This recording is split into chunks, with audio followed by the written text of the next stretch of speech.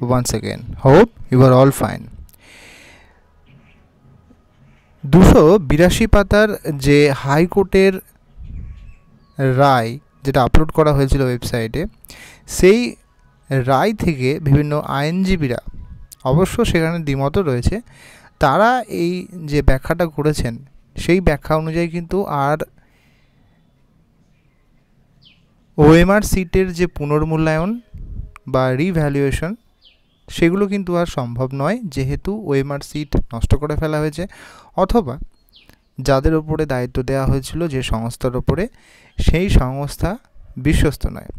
এই কারণেই কিন্তু আইনজীবীরা এই সমস্ত যে দেখতে পাচ্ছেন 282 পেজের যে রায়, সেখান থেকে ব্যাখ্যা করে তারা বলছেন এসএসসি পুনরায় কিন্তু নোটিফিকেশন দেবে এবং সেখান থেকেই যারা যোগ্য ছিলেন, যারা চাকরি গেছেন, তারাও যেমন সুযোগ পাবেন এবং তার সঙ্গে যারা নতুন রয়েছেন তারাও কিন্তু সুযোগ পাবেন, এমনটাই কিন্তু আইনজীবীরা বলছেন। এখনও অফিসিয়ালি যে কোর্টের ব্যাপার বা কমিশনের, সেটা কিন্তু আমাদের অপেক্ষা করতে হবে, কিন্তু বেশিরভাগ আইনজীবীরা তারা কিন্তু এটাই ব্যাখ্যা করছেন যে পুনর্মূল্যায়নের কিন্তু আর কোনো সুযোগ নেই এবং নতুন করেই কিন্তু নিয়োগ করতে হবে, যেহেতু পুরো প্যানেলটাই বাতিল করা হয়েছে এবং ওএমআর যে নষ্ট করা হয়েছে বা বিকৃতি করা হয়েছে, এটা কিন্তু কমিশন আংশিকভাবে স্বীকারও করেছিল যে 7,000 বা 8,000 এরকম।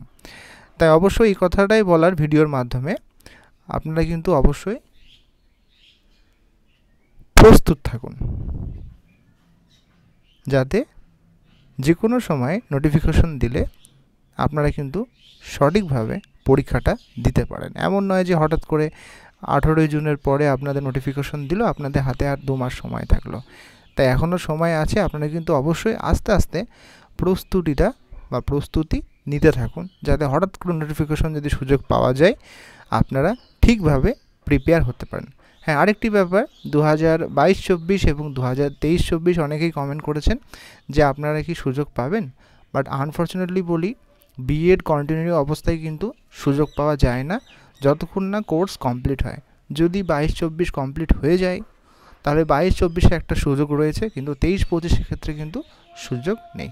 ভিডিওটা হেল্পফুল হলে অবশ্যই লাইক করবেন এবং সাবস্ক্রাইব করতে ভুলবেন না। ধন্যবাদ সকলকে।